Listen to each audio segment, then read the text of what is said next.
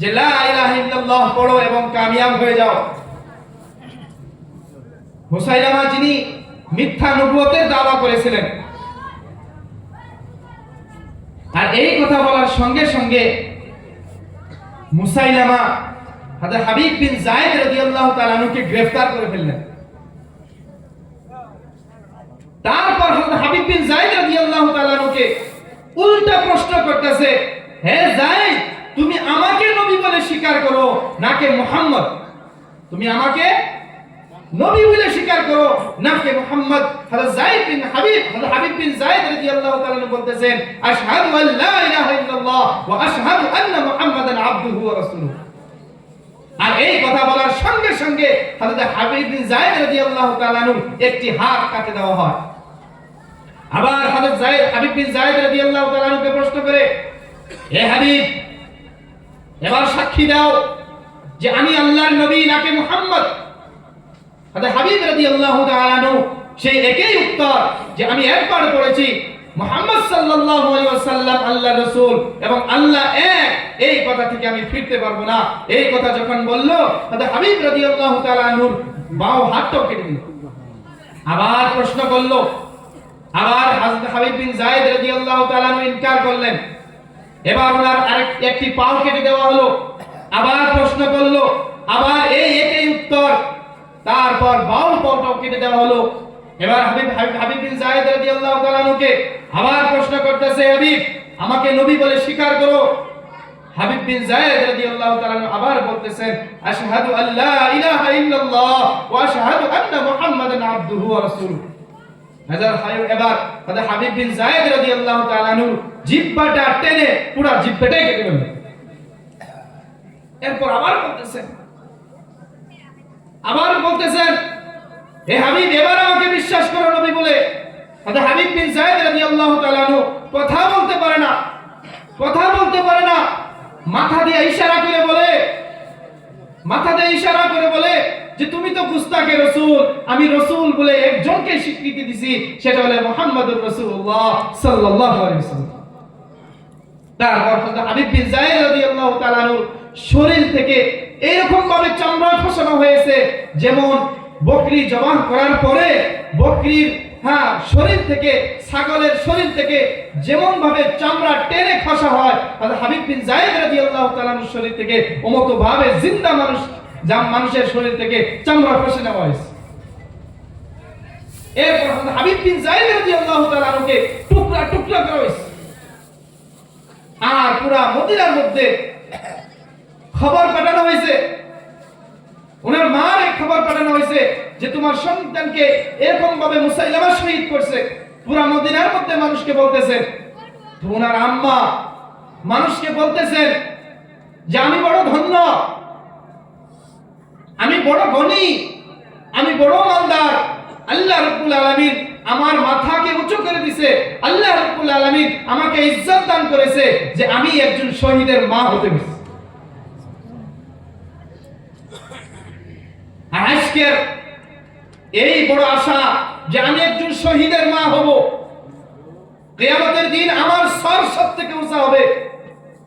আমি আল্লাহ রাব্বুল আলামিনের সঙ্গে দাঁড়ায় বলবো যে এই শহীদের মা আমি। আজকে এই দেখার জন্য, এই দিন দেখার জন্য আমি আমার সন্তান হাবিবকে দুধ পান করেছিলাম। এই ছিলেন তাদের ঈমানের জজবা, এই ছিলেন ঈমানের জজবা। কিন্তু আমাদের দিল মুর্দা হয়ে গেছে, পাথর হয়ে গেছে, কালো হয়ে গেছে। ভালো কথা কইলে দিলে আসরই হয়ে গেছে। রাসূলুল্লাহ সাল্লাল্লাহু আলাইহি ওয়াসাল্লাম বলেন যে কোন মানুষ যদি একটা গুনাহ করে,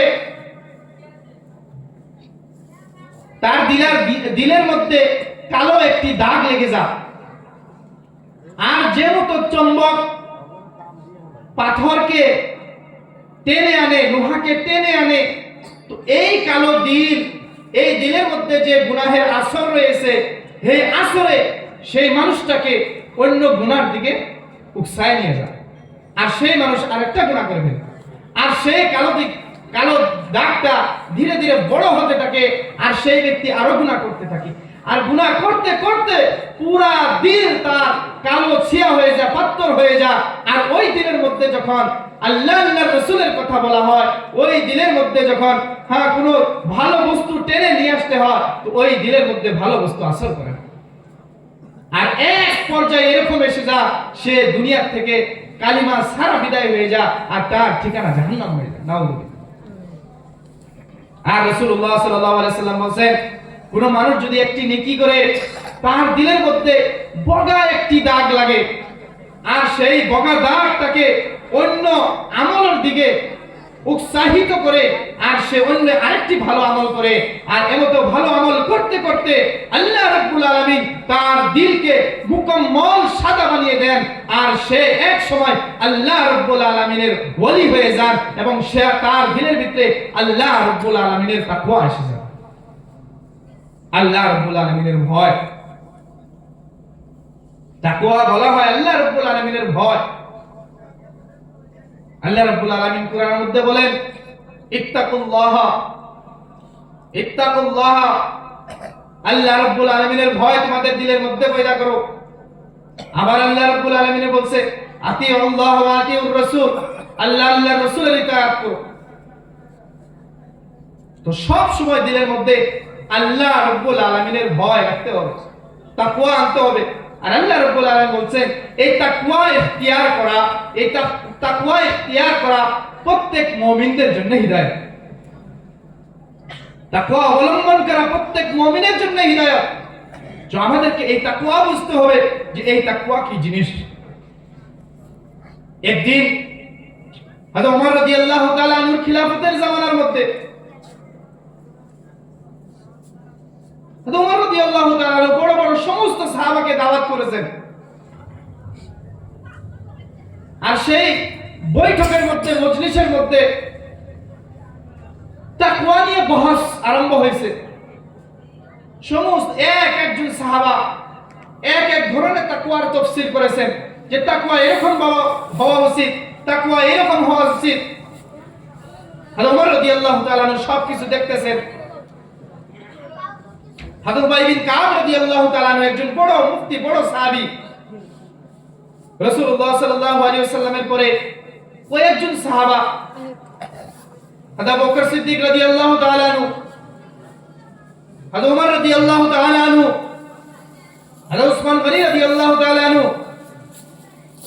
হযরত আব্দুল্লাহ ইবনে আব্বাস রাদিয়াল্লাহু তাআলা আনহু, আলী রাদিয়াল্লাহু তাআলা আনহু, হযরত আব্দুল্লাহ ইবনে ওমর রাদিয়াল্লাহু তাআলা আনহু, উবাই বিন কাব রাদিয়াল্লাহু তাআলা আনহু, খালিদ বিন ওয়ালিদ রাদিয়াল্লাহু তাআলা আনহু, এমতো কয়েকজন বড় বড় সাহাবী ফতোয়া দেওয়ার কাজ করত। তার মধ্যে একজন ছিলেন উবাই বিন কাব রাদিয়াল্লাহু তাআলা আনহু। আর উবাই বিন কাব রাদিয়াল্লাহু তাআলা আনহুর বিষয়ে রাসূলুল্লাহ সাল্লাল্লাহু আলাইহি ওয়াসাল্লাম ভরা সাহাবাদের মজমার মধ্যে বলতেছেন, হে আমার সাহাবারা, তোমরা শুনে রাখো, তোমাদের মাঝখানে সবথেকে ভালোভাবে কোরআন শরীফ পড়নেওয়ালা এবং সবথেকে ভালোভাবে কোরআন শরীফ বুঝনেওয়ালা, কোরআন শরীফ সমঝনেওয়ালা উবাই বিন কাব রাদিয়াল্লাহু তাআলা আনহু। আল্লাহ রাব্বুল আলামিন যখন রাসূলুল্লাহ সাল্লাল্লাহু আলাইহি ওয়াসাল্লামকে কোরআন দৌরা করার জন্য হুকুম দিয়েছেন, তখন রাসূলুল্লাহ সাল্লাল্লাহু আলাইহি ওয়াসাল্লামকে আল্লাহ বলে দিয়েছেন যে আপনি কোরআন দৌড় করবেন উবাই বিন কাব রাদিয়াল্লাহু তাআলা আনহুর সঙ্গে। এত বড় একজন সাহাবী, যে নাকি কোরআন শরীফকে ভালোভাবে বুঝছেন।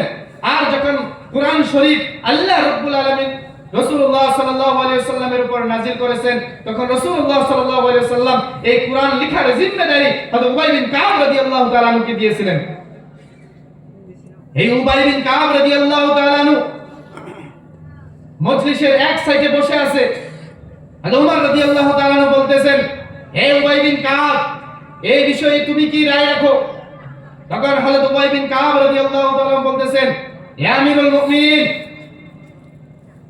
আল্লাহ রাব্বুল আলামিনের ভয় এরকম হওয়া উচিত যেমন নাকি একটা ঘন জঙ্গল, বেয়াবান জঙ্গল, আর সেই জঙ্গলের মধ্যে হিংস্র জানোয়ার দিয়ে ভরপুর, সাপ বিচ্ছু দিয়ে ভরপুর। আর সেই বড় একটি জঙ্গলের মধ্যে ছোট্ট একটি রাস্তা, যে রাস্তার মধ্যে কাঁটাদার কাজ গুছালি দিয়া ভরপুর, আর আন্ধার রাত, একজন মানুষ সেই ভয়ঙ্কর জঙ্গলের মধ্যে ছোট একটি রাস্তার মধ্যে সাপ বিচ্ছুর ভয়ে যেভাবে নিজের সফর তৈরি করবে, আর যেমতো ভয় তার দিলের মধ্যে থাকবে, ওই মতো ভয় একজন মুমিনের 24 ঘন্টা হওয়া উচিত। আর এরকম ভয় যদি আল্লাহর ভয় তার দিলের ভিতরে 24 ঘন্টা থাকে, হযরত উবাই বিন কাব রাদিয়াল্লাহু তাআলা বলেন এটাই হলো তাকওয়া, এটাই হলো তাকওয়া। আর যদি এইরকম ভয় সব সময় তার ভিতরে না আসে, তাহলে বলছেন তার ভিতরে মুকম্মল তৌর পরিপূর্ণভাবে এখনো তাকওয়া আসে নাই। তাকওয়ার প্রতি তার মেহনত করার প্রয়োজন আছে, এটা তাকওয়া অবলম্বন করতে হবে। আর মুসলমানের চরিত্র এই তাকওয়ার জরিয়তে ঠিক হইব। যতক্ষণ পর্যন্ত মুসলমানের ভিতরে তাকওয়া না আসবো, ততক্ষণ পর্যন্ত মুসলমানের চরিত্র ঠিক হইবে না। রাসূলুল্লাহ সাল্লাল্লাহু আলাইহি ওয়াসাল্লাম বলেন, আনা বুইসতু লিয়াতাকাল্লামা মাকারিমুল আখলাক, আমাকে পয়দা করা হয়েছে এই জন্যই যে আমি আখলাকে মাকারিমকে মুকম্মল করব। এখন আমাদেরকে বুঝতে হবে যে আখলাকে মাকারিম কাকে বলে। সাধারণত আখলাক 4 ধরনের, কিন্তু উলামায়ে কেরাম আখলাককে 3 ভাগে ভাগ করছে। মনোযোগ দিয়ে কথা শুনবো মুহতারাম দোস্ত, আখলাককে 3 ধরনে ভাগ করছে। একটা হইছে আখলাকে হাসানা, আখলাকে বলি সবাই আমার সঙ্গে, আখলাকে হাসানা। দ্বিতীয়ত হচ্ছে আখলাকে কারিমানা, সবাই বলি আখলাকে কারিমানা। তৃতীয়তে হচ্ছে আখলাকে আজিমানা, আখলাকে হাসানা, আখলাকে কারিমানা, আখলাকে আজিমানা। আর একটি আখলাক হইছে বদ আখলাক, খারাপ আখলাক।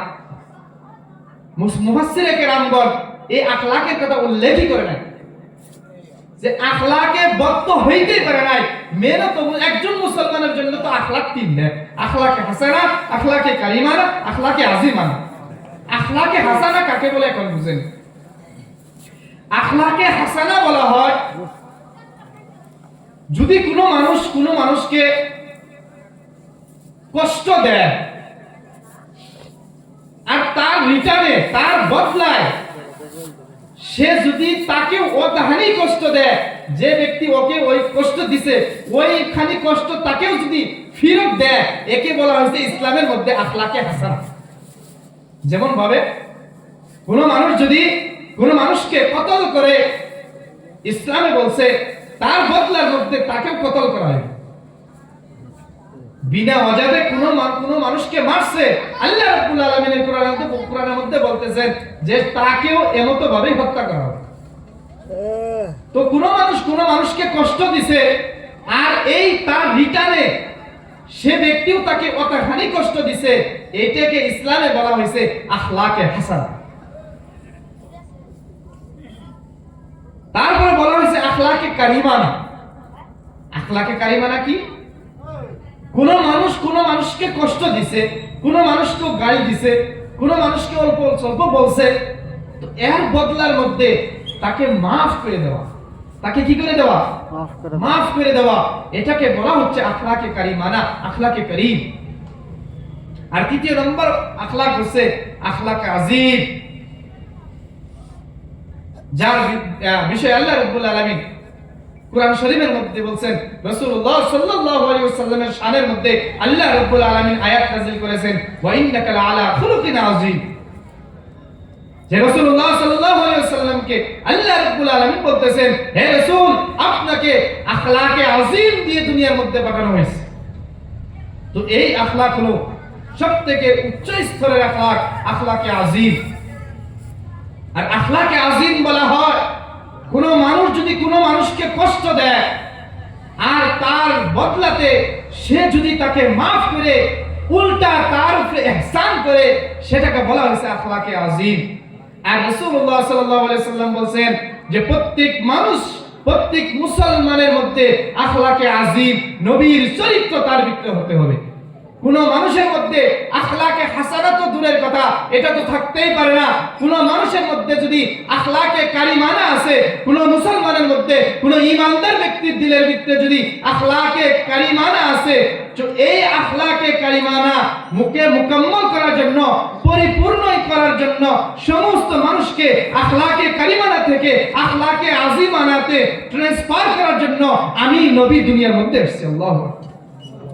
এটা হলো মানসা যে একজন মুসলমানের আখলাক, একজন মুসলমানের চরিত্র কি হওয়া উচিত। আজকে আমাদের চরিত্র, আজকে আমাদের যে আখলাক, আমাদের যে অবস্থা, আমাদের অবস্থা দেখে গায়ররাও আমাদের উপরে ঘৃণা করে। আউযুবিল্লাহি মিন যালিক। আজকে অন্য কওমের মানুষরা আমাদের দেখে ঘৃণা করে যে এই দুনিয়ার মধ্যে যদি সবথেকে খারাপ কওম আছে, মুসলমান আছে, এই কওমের মধ্যে যদি, এই দুনিয়ার মধ্যে যদি কোনো খারাপ মানুষ বসবাস করো, তারাই হয়েছে মুসলমান। আর পুরা দুনিয়ার মধ্যে ঘুরে দেখেন, খাস করে আমাদের এই এলাকার মধ্যে সবথেকে বড় বদ্দিনী মাতল।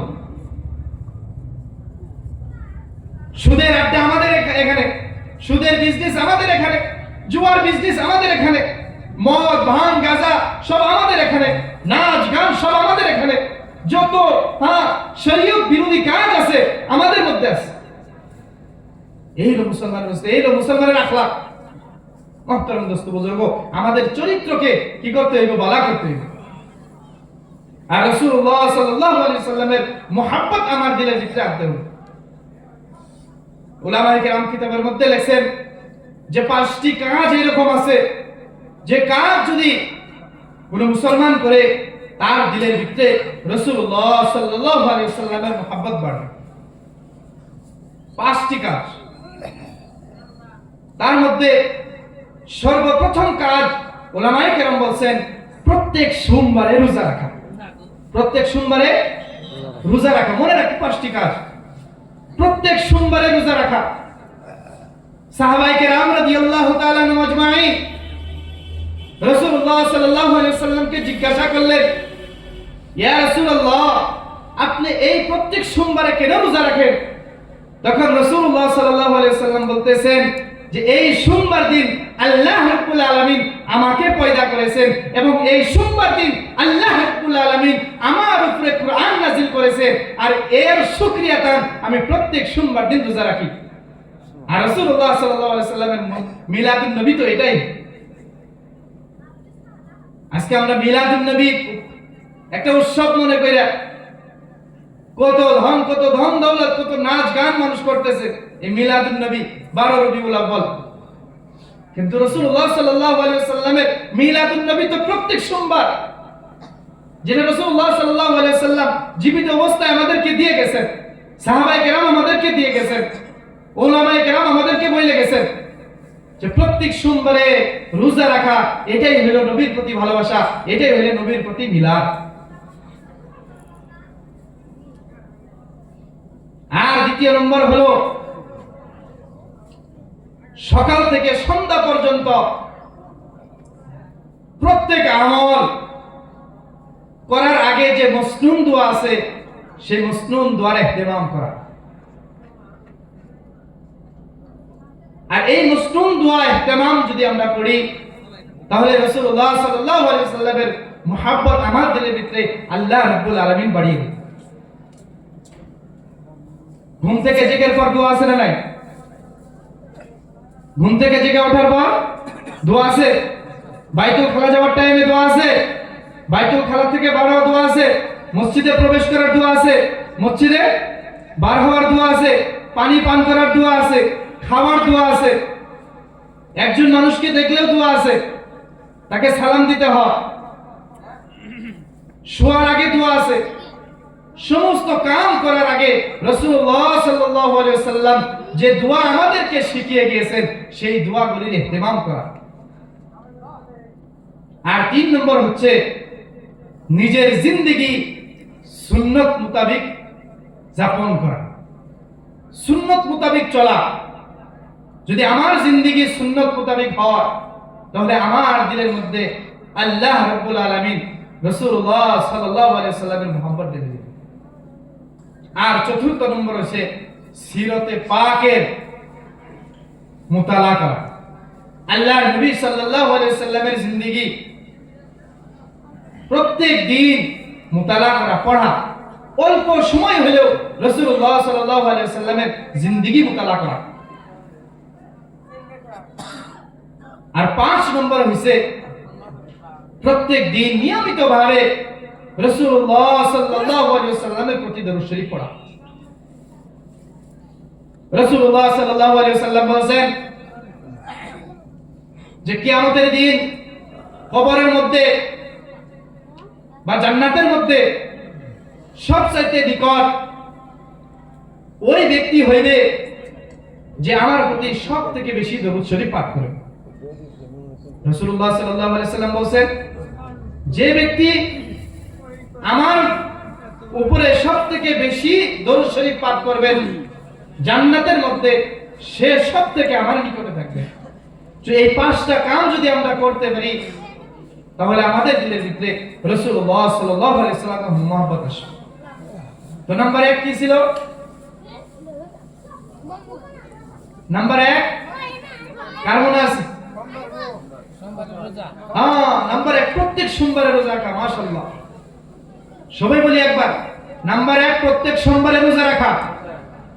নাম্বার 1 প্রত্যেক সোমবারে রোজা রাখা। নাম্বার 2 সকাল থেকে বিকাল পর্যন্ত মসনুন দোয়ার যত কাজ আছে সমস্ত কাজের আগে মসনুন দোয়ার ইহতিমাম করা। নিজের জিন্দেগি সুন্নত মোতাবেক অতিবাহিত করা, মানে সুন্নত মোতাবেক চলা, সুন্নত মোতাবেক কাজ করা। আর নাম্বার 4 সিরাতে পাকের মুতালা, প্রত্যেক দিন রাসূলুল্লাহ সাল্লাল্লাহু আলাইহি সাল্লামের জিন্দেগি পড়া। আর নাম্বার 5 প্রত্যেক দিন নিয়মিতভাবে রাসূলুল্লাহ সাল্লাল্লাহু আলাইহি সাল্লামের প্রতি দরুদ শরীফ পড়া। রাসূলুল্লাহ সাল্লাল্লাহু আলাইহি সাল্লাম বলেন আহাব্বুল ঈমানি ইলাল্লাহি আদওয়ামুহা ওয়া ইন কাল্লা, যে আল্লাহর নজদিক সবথেকে প্রিয় আমল, সবথেকে পছন্দিত আমল ওই আমল যে আমল মানুষ নিয়মিতভাবে করতে থাকে, কন্টিনিউয়াসলি করতে থাকে, যদিও সেই আমল অল্প হয়। যদি আমল অল্প হয় কিন্তু সেই আমল নিয়মিতভাবে চলতে থাকে, রাসূলুল্লাহ সাল্লাল্লাহু আলাইহি সাল্লাম বলেন সেই আমল আল্লাহ রাব্বুল আলামিনের নিকট সবথেকে প্রিয়। এর জন্য আমাদের ঈমান বাড়াবার জন্য, আমাদের ঈমান বাড়ানোর জন্য সবথেকে করণীয় কাজ হলো যে আমাদের জিন্দেগি সুন্নত মোতাবেক হওয়া উচিত। আমার চেহারা রাসূলুল্লাহ সাল্লাল্লাহু আলাইহি সাল্লামের চেহারার সঙ্গে মিলতে হবে। আমার লিবাস রাসূলুল্লাহ সাল্লাল্লাহু আলাইহি সাল্লামের সঙ্গে মিলতে হবে। আমার উঠা বসা, আমার কথাবার্তা রাসূলুল্লাহ সাল্লাল্লাহু আলাইহি সাল্লামের সঙ্গে মিলতে হবে। আমার হর একটি কাজ রাসূলুল্লাহ সাল্লাল্লাহু আলাইহি সাল্লামের কাজের সঙ্গে মিলতে হবে। আর আমার তরিকা